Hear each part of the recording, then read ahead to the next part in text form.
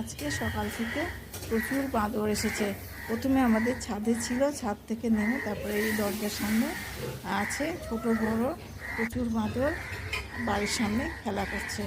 আমাদের পাশের বাড়িতে জানলাতে গ্রিল নাই, তো সেই জানলা দিয়ে 3-4টা বাঁদর ঘরের ভেতরে ঢুকে দোতলাতে একটা চালের কৌটো ওরা যত্ন সহকারে রাখা ছিল। ওই চালের কৌটোটা ভালো চালের কৌটো, সেখানে আসতে গিয়ে মাটিতে পড়ে গেল।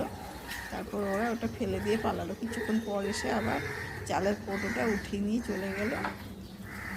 দিয়ে আমাদের আম গাছে লাফাতে লাগলো, আম খাচ্ছে, এদিকে গাছও ঝাঁকাচ্ছে, পেরে পেরে খাচ্ছে, আবার গাছও ঝাঁকিয়ে দিচ্ছে। এই করে করে আমি তো ছবি তুলতেই ব্যস্ত।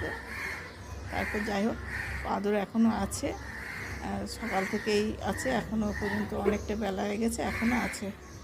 আর ছোটো বাঁদরটা জল খাওয়ার জন্য বারবার করে আসছে আর আমাকে দেখে ভয়ে পালিয়ে যাচ্ছে। তারপর শেষ পর্যন্ত জলটা খেলো।